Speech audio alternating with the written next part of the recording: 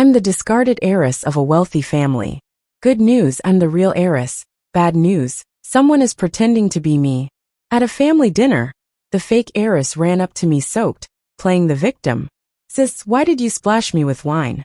I looked around, grabbed a 1.25L soda bottle nearby, with clear eyes. Are you talking to me? I'm drinking cola though. I'm Candy, the third daughter of the Sunrise Group. My older sister, Clara, is a renowned director with awards galore. My second brother, David, is the second in command at Sunrise Group, with a bright future. And me? I'm the lackluster one. Maybe my genes took a wrong turn when I was born. Besides looks, I didn't inherit any talents. Plus, I'm slower than others. As my sister puts it, I'm like a Samoyed among wolves, wagging my tail and calling them big doggies even after being bullied. You'd think someone like me, at the bottom of the food chain, would be the first to be discarded in a wealthy family power struggle. But Mom always says, so what if you're a bit slow? For brilliant brains can't manage one measly sorcerer? But she was wrong. Since I couldn't follow the elite path, Mom decided to throw money at me to live freely. But while others race cars, I couldn't even get a license. Drunken parties? I'm allergic to alcohol. Being a playboy? I only dared to hold hands. Eventually, Mom consoled herself. Better to be a little slow. It keeps you out of trouble. But even so, someone targeted me. David brought home a girl who looked 70% like me. She crawled on the floor, crying to my mom. Mom, I finally found you. Dad instantly lost his appetite, putting down his chopsticks. What's going on? You had another child. Mom was shocked. I swear I didn't. The girl, still on her knees, knocked her head on the ground towards my dad. Dad, I've missed you. Mom, regaining her composure, pointed at Dad. Is she one of your affairs? The girl was crying, and nobody was paying her any attention. Mom, Dad, she claims to be the real Candy, David finally explained. What do you mean? How is that possible? I saw the paternity test, it's true. What about our little sister? Mom pointed at me, still eating. She's your biological daughter, my real sister, David stated firmly. He stood apart, not helping the so-called real sister. The girl glared at me with hostility. She's a fake. If you don't believe me, take her for a DNA test. She has no blood relation with you. Her conviction made David frown. After listening to her accusations, Mom and Dad didn't respond, so David continued. So did you two leave a kid out there somewhere? They shook their heads vigorously. Then Mom smacked me on the head. I got it. Rubbing my forehead, I swallowed the last chicken drumstick. Thanks to this drama capturing their attention, I got to eat all the chicken except for half on Dad's plate. Mom's eyes sparkled with excitement. Turns out I had twins. Everyone turned to look at Mom. The girl was the first to refute impossible. I was the only one. I'm your daughter. A paternity test will clear that up, Mom said. The girl was interrupted as Mom took her hand and brought her to the couch, beaming with affection. My dear, a mother knows her own flesh and blood. I always knew with a belly that big, I must have had twins. Right, honey? Dad nodded in realization. I thought you just ate too much while pregnant, guess it was twins. Everyone accepted this ridiculous explanation. Even David seemed relaxed. The girl's face turned pale. She wanted to argue. She looked at me, expecting me to make a scene. But all I thought was, no wonder I'm slow. All the good genes went to her. Still, I wasn't jealous. I'm already last place. Having one more doesn't matter. I frowned, a bit stuffed, slowing my thinking. So which one of us is the big sister? In her eager eyes, I asked a worthless question. Let Candy be the big sister. Take care of the newcomer. Mom smiled as she studied the girl's reaction. She bit her lip, a little unwilling, but eventually nodded slowly. Mom, I had such a tough life. She rolled up her sleeve to show her scars. Mom stopped her, covering her in a blanket. Let's not talk about the past. Oh, let's give you a new name, since you were lost. How about Becky? Becky's grievances stuck in her throat. Okay, Mom. Mom took Becky's hand, warmly showing her around. Overnight, everyone at Sunrise knew about Becky, except Clara, who was abroad. Becky soon fully overshadowed me. She easily fit into circles I struggled with. She excelled where I failed. Really, she was more like their child. With endless resources and care, Becky never showed the timidness she had that first day. She repeatedly encouraged my parents to take me for a DNA test. But my mom said, "No need, we can afford to raise an extra person." At the family dinner for Mid-Autumn Festival, Becky flitted around like a butterfly, floating through the crowd. Today, she and her identity as the fourth daughter of the Sunrise family were officially introduced to the elite. She planned meticulously for this day, wearing a high-end corset gown that accentuated her figure. Becky stuck to our parents like glue, confidently mingling and toasting. I sat in the corner, calmly pouring soda into a wine glass from under the tablecloth. Elegance, so much elegance. I swirled the glass and burped contentedly. Too bad the room temperature cola lacked fizz. The bubbles fizzled out quickly. I strolled into the garden, holding my glass. I've never been great with big gatherings, so I was relieved Becky was around. Lost in thought, I heard hurried footsteps and instinctively crouched behind the bushes. The sticky sound of water and rustling clothes made my cheeks warm. Wow, who's making out in the garden? Ken, someone could see us. Becky's soft voice intertwined with heavy breathing. Babe, you look stunning today. Ken was my fiancé by family arrangement. Instead of wondering how they ended up together, one thought made me scream silently with my mouth covered. Don't they know our garden's filled with infrared cameras? I thought of the security team probably watching in shock. Oh God, I'm embarrassed for them. Finally, when they left, my legs were so numb from squatting. Ken and I were unofficially engaged by our parents. It's just business, you know. But we never got along. Ken thought I was boring, and I thought he was a player. So nothing ever came of it. Seems like Becky's happy to take over. Ken's his family's only heir, and his dad's plan was, have 2 kids in 1 year, 3 and 2 the more the better. I was skeptical about Becky's tiny frame handling that. Whatever, if she's happy that's what matters. I was about to refill my drink, when a wobbling white figure bumped into me. Sis, why did you spill wine on me? Becky's eyes welled up with tears, her face pale as she questioned me, shaking. Her gown had a dark red stain spreading on it, like she'd just fled a crime scene. Before I could say anything, Ken showed up. Candy, why are you picking on Becky, jealous that she's better than you? Sis didn't mean to, don't say that, Ken. With everyone at the party now focused on us, I picked up the 1.25L soda bottle and looked around innocently. Are you talking about me? But I'm drinking cola. Everyone seemed dumbfounded. Ken kept pressing. Why would you have cola at a party? Just admit you bullied Becky. Do you know how hard she worked for today? I didn't know, honestly. I'm allergic to alcohol, never had any. Then you took Becky's wine glass. I'd have 2 glasses in my hands then. I really didn't want to argue with this debater anymore. Becky finally intervened. I didn't see, sis, I bumped into her. It's my fault, I'm sorry. She bowed deeply, tears glistening, as onlookers whispered. Honestly, no one really cared who spilled the wine. Becky's aim was to look like a victim, while maintaining her humble image. The rumors would fill in the rest. Caught between Becky's tears and Ken's aggression, I was stumped. Then a tall figure stepped in. Clara's fingers lifted Becky's chin with a teasing smile. You've got talent. Want to star in my new film? Becky was flattered. Getting a lead role from Clara was a rare opportunity. I thought about warning Clara about Becky. After stammering for a while, I only managed to say she's not good. Clara blew out smoke, smiling as I coughed. Worried? Join the team, watch the show with me. Becky's arrival in the crew caused quite a stir. Clara values talent, huh? Becky gets the lead, while Candy just watches. Rumor is Candy's not really their kid anyway. Sipping juice in the shade, I ignored the whispers. Those rumors I've heard too many times. Becky's first scene involved getting hoisted into water. Despite training, she seemed a bit unsure.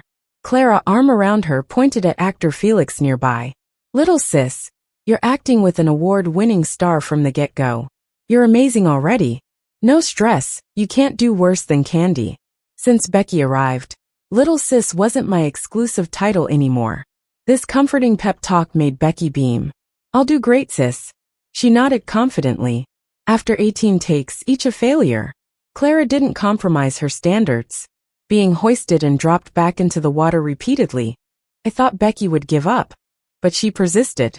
Later that night, the meaning behind her persistence became clear.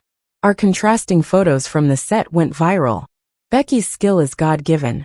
Becky's dedication. Comparing Becky and Candy. What's it like having a mean sister? In the photo, Becky's doing some crazy moves in the air, while I'm lounging in the shade playing cards on my phone. It's not that I'm lazy. I just wouldn't be any help. Besides the whole internet calling me out for making things hard for Becky, my mom was the first to get mad at home.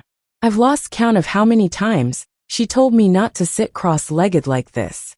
But still I don't listen. Okay, my bad. Clara dragged me along to hang with the crew for a few days, and I was over it really fast. I've been papped every which way and constantly trending alongside Becky in the tabloids. It's so annoying. But Becky's loving it. Her buzz keeps surging, even boosting Sunrise's stocks. Dad decided to be generous, handing 5% of the company's shares to Becky as a wrap-up gift. Everyone's saying she's the real deal, and Candy? Well, she had nothing, no car, no house, no power. Guess they got a point. But hey, I know how to ask Mom and Dad for money. Money solves most problems, right? Becky's not stopping at that. She's got a fan army backing her, and even the family's blessing. Mom piled 2 duck legs into her bowl. I gotta admit, I'm a bit salty. Becky smiled sweetly. Mom, actors need to watch their weight, can't have greasy food. Give it to sis. It's fine, you eat it. Your sister's had enough rich food. It's time for her to take care of her stomach. Becky's smile twisted a bit, but she quickly adjusted herself. Dad, can I learn at our company? Sure, learning on your own is a good thing. David, see to it, Dad replied. My usually quiet brother just nodded. Candy, want to join? I quickly shook my head. Working a 996 sounds like jail. No way. Dad didn't miss a beat. Don't make it hard on her. Isn't it nice to just chill at home? It's not like we're worried about the electric bill. See, that's how I ended up being how I am. A week after Becky started at the company, an anonymous email hit the Sunrise employee inboxes. It was the DNA test results between Dad and me. The results showed our samples had a high degree of mismatch, meaning no blood relation. What's that saying again? When you fall, everyone kicks you. And another one. There's no such thing as a completely airtight wall. The first to come knocking was Starlex. They and Sunrise are pretty much on the same playing field. The old man's there with his cane, acting all friendly but with a sharp gaze. Heard about Candy? We can keep the engagement if you want. Becky's great. Ken's always singing her praises. Anyway, it's about merging interests. Why link up with someone with no genetic ties? Becky and Ken are obviously a thing already. No hard feelings here. Our partnership remains.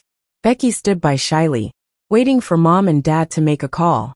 Clara and David are poker-faced, no reactions. I've been demoted to eavesdropping from the stairs. Dad finally nodded reluctantly. Then the families began planning the wedding details. I tuned out halfway, tiptoeing back to my room. I get why they're rushing the marriage. The DNA test came with a history of my every misstep. Some claimed I bullied in school, faked my degree. A no-name Z-list calls me out for shady dealings and harassment. Sunrise employees talk about how I wasted company resources and mistreated staff. That's crazy talk. Once they realized I wasn't keeping up with school, Mom got me a tutor. I never went back to school. Saying I harass people? Look at those guys, can't hold a candle to David in looks. Why would I? And mistreating employees? I was at the company for a day, and I basically napped and played solitaire. I mean, the computers maybe, but baseless rumors hit Sunrise hard. The public's mad, boycotting all things Sunrise. Panic sets in. The easiest way out is to ditch me, let Becky and Ken's marriage distract everyone. Real Heiress gets her glow up, fake one dashed out. That's the show, right? Even I feel like I don't fit the Heiress mold, lazy, slow, boring. Not even in the same lane as my siblings, not the stylish socialite people picture. When I saw the DNA test, I was relieved. I'm really not their kid. Almost like waking from a dream, a grateful one. Even if I didn't do those things, I chose to step back. DNA's the sharpest knife for cutting ties. Becky and I were bound to conflict, and the lines were clear. Looking back, those early days when Becky arrived, Mom was so against testing. She must have known but wanted to protect me. Having a title meant I'd be set for life and comforts. I get Becky's resentment now. Taking her place unknowingly, what a brat. Everything I had should have been hers. The more I thought about it, the sadder I got, crying into my pillow. Mom knocked gently after a long while. Honey, Mom needs to talk with you. Mom never talks to me in such a careful tone. She's probably afraid I'll have an emotional breakdown. Becky's feeling a bit resistant towards you right now, especially with her upcoming wedding to Ken. Mom thinks maybe you should move out for a bit until Becky gets married, and then come back. Sound good? Mom's eyes were red, and she was staring at the floor, avoiding eye contact. I figured a bit probably meant forever. Not wanting to make her feel uneasy, I nodded decisively. That night, I packed my bags and left early. I knew Mom wouldn't let me suffer, but they've already done so much for me. I couldn't keep using their money without feeling guilty. Dragging my suitcase through the empty streets at night, I felt lost. Should I find a place to sleep? A hotel or an internet cafe? Do I need to start learning how homeless people survive? The roar of an engine interrupted my thoughts. David pulled down the car window, looking less than pleased. What are you doing with a suitcase in the middle of the night? Running away? I pouted, blinking back tears. I'm not your real sister. You don't need to worry about me. Playing tough, huh? Get in the car. I'm not going home. It's not my home anymore. Don't worry, I won't trouble you guys. Without another word, David got out and grabbed my suitcase. I didn't say home. You'll stay at my place. I can easily take care of you. I clutched my chest, overwhelmed with emotion. This isn't right. It's like we're asking for trouble. David fastened my seatbelt, rolling his eyes. Drama queen. The news of the fake daughter being kicked out spread quickly. Onlookers clapped and cheered, shifting their attention to Candy's other big event, Becky's wedding of the century. Ken and Candy's families spared no expense, spending millions and gathering all resources to prepare for the wedding feast. On the wedding day alone, Becky wore over 10 wedding dresses, each handcrafted by internationally renowned designers. Suddenly, Becky was the woman everyone envied. I sat on some steps eating a sausage, watching a screen in the mall where the media heaped praise on the wedding. A few figures approached me. Well, isn't it the fake Candy daughter kicked out on the streets? It was Ken and his posse. I wouldn't even feed this sausage to my dog. He pointed at the half-eaten sausage in my hand, mocking me. I looked at him seriously. Don't think just because you said that I'm going to feed it to you. There was a moment of silence before laughter erupted. Weren't they saying she's slow? Seems pretty quick-witted to me. Haha. Ken clenched his teeth, furious, and grabbed my collar. You still think you're part of the Candy family, huh? I can make you disappear 100 ways. Oh wow, I'm so scared. I offered the sausage fearfully. You're the bigger person. Don't stoop to a little person's level. I said my piece like Ken was actually fighting me for the sausage. His cronies couldn't hold back their laughter. Come on, Ken, let it go. Tell us how you snagged Candy's real daughter. Ken smirked, pushing me to the ground. Candy, I'll spare you today. Watch how I bag the real deal at Candy's. With his parting shot, Ken got into his sports car and drove off. He made it sound like more than a wedding alliance, like he had some big plan against Candy. I started getting suspicious. My not-so-keen mind kept churning until I reached a conclusion. Becky was definitely hiding something. But David dropped me off that night, and hasn't shown up since. My messages disappeared into the void. Reality hit. At this moment, I couldn't reach a single soul from Candy. Something wasn't adding up. Showing up unannounced might give Becky a heads up. After some brainstorming, I remembered something: the garden cameras. When we first moved in, Mom, Dad, and we 3 kids all had our devices logged into the security system.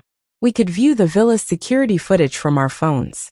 Becky probably didn't know this, which is why she was cozying up to Ken in the garden. If the cameras caught anything useful, I opened the app, watching the login process nervously. Success! The cloud storage only kept footage from the past 30 days. I searched the videos carefully, praying for a miracle. There it was. Lady Luck was on my side. A week ago, right after I left Candy, Becky was at a corner of the garden with her phone. Her fingers tapped quickly on the screen. I couldn't make out much, just that it was a chat screen.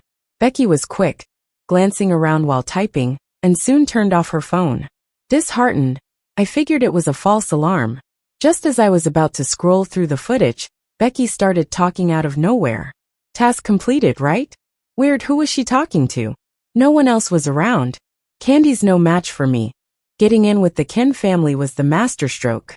Becky sounded like she was just talking to herself, but every word shook me. Once the wedding's over, everything Candy has will be mine.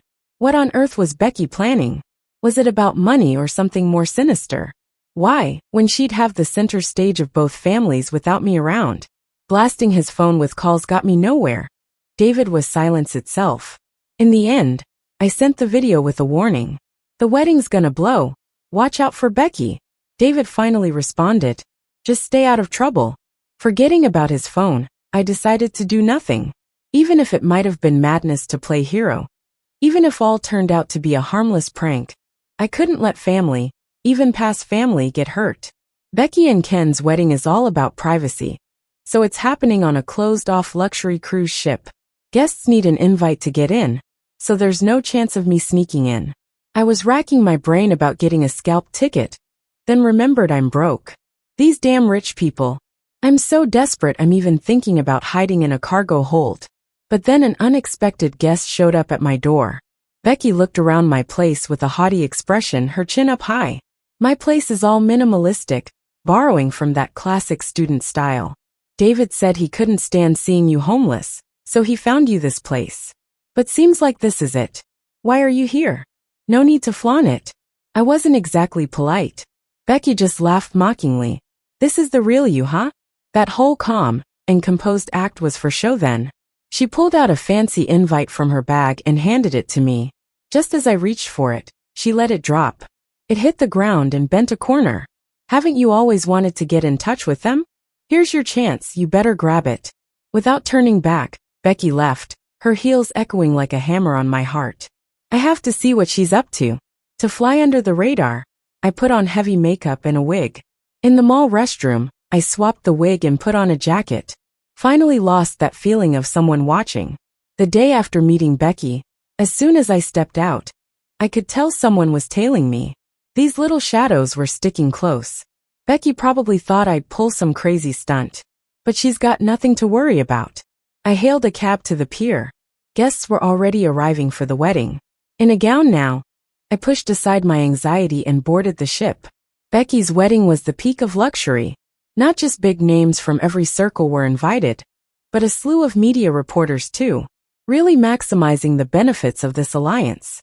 Once everyone was aboard, the massive ship slowly set sail towards open waters. This cruise ship wasn't just functional, it was loaded with entertainment aside from guest cabins. There was a casino, pool, cinema, and theater. All expenses fell on Ken and Candy's families. The wedding was on the top deck. I was seated way in the back. The only thing I could see was Becky's intricately designed white train. No worries, there were drones and big screens for a live feed. Bride and groom entered, vows, speeches, ring exchange, cake cutting. Everything was according to plan. But inside my unease was growing. Finally, it was time for mingling. I grabbed my dress and made my way toward Candy. But the area was already packed with big-shot business folks chatting away. I got pushed back instead of forward, so I started yelling for David. David glanced at my overly made-up face for a second, then turned away. He didn't recognize me. I had to call out to Clara, but she was smart enough to have earbuds on, knowing what's coming. She looked cool, but I knew she was vibing to some cheesy tunes. On a whim, I yelled, "Mom."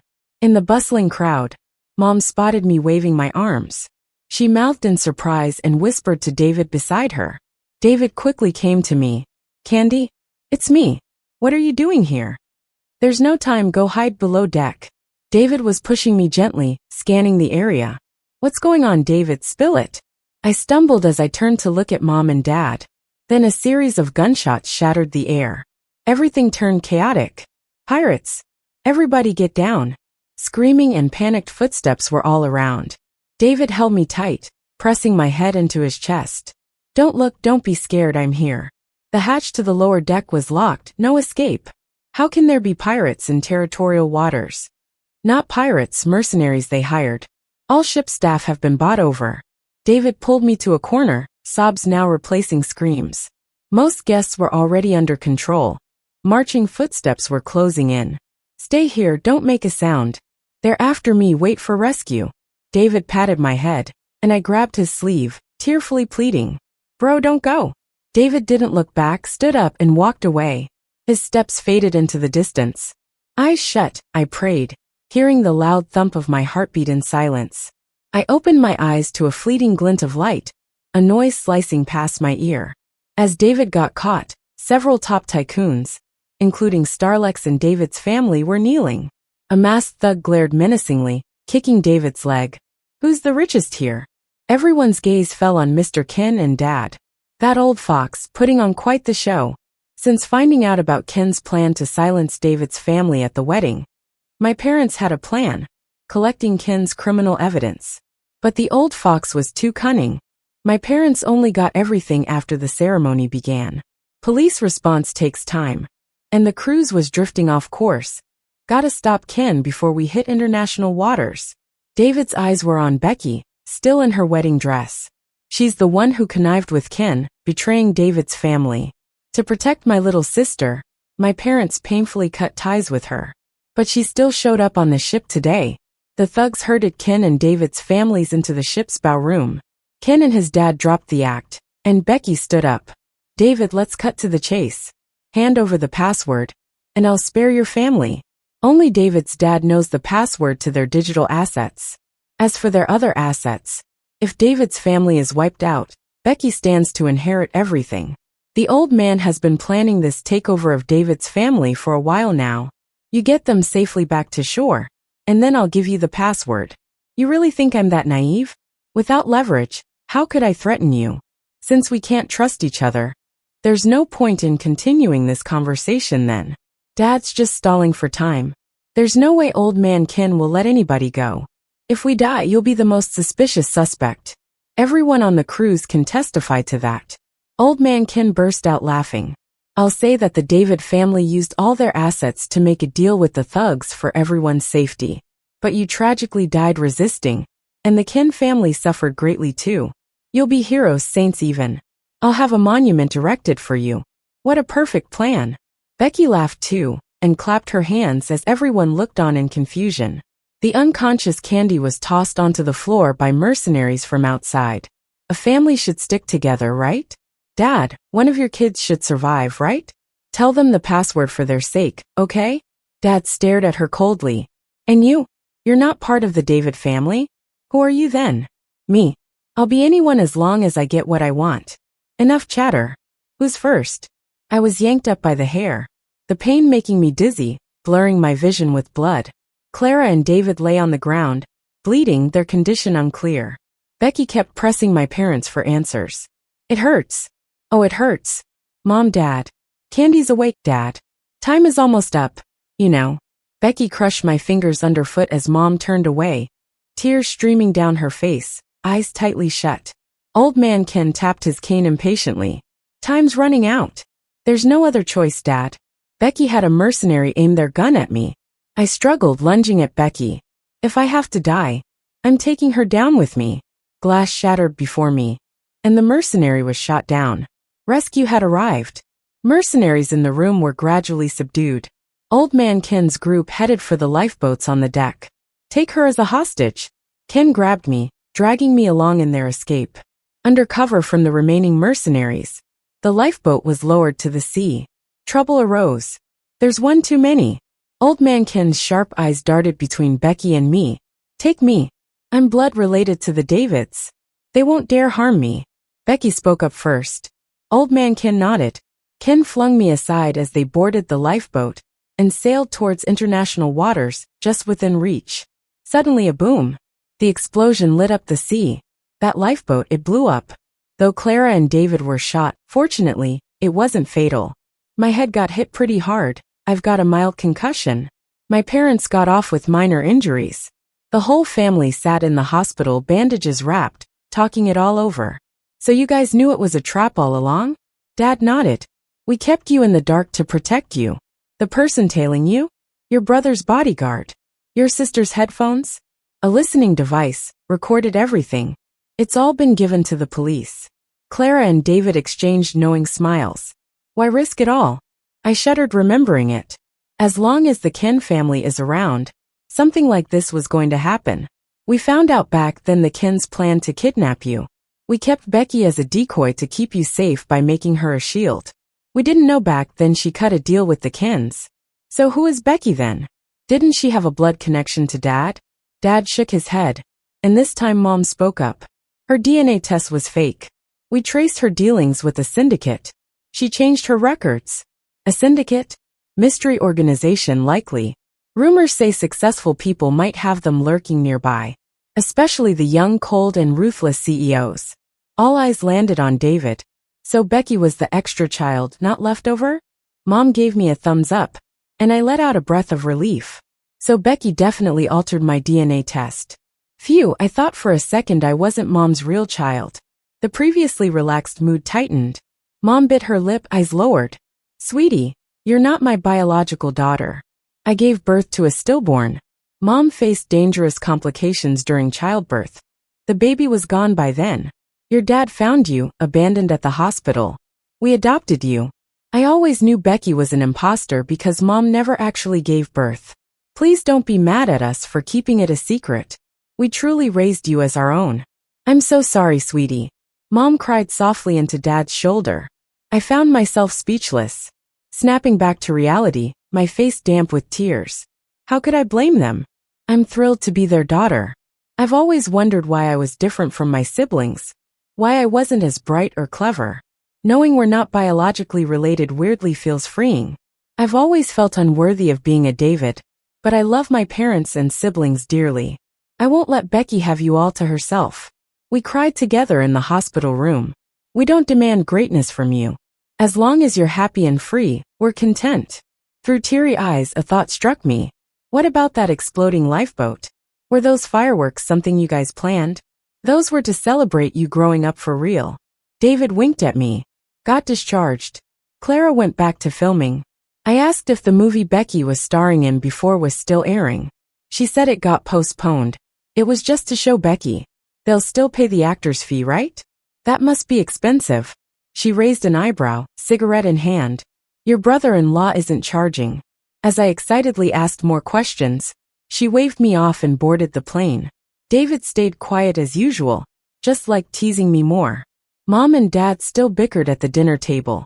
I gnawed on a chicken drumstick, with grease all over my mouth. Honestly, being a little slacker in this family isn't too bad. The end.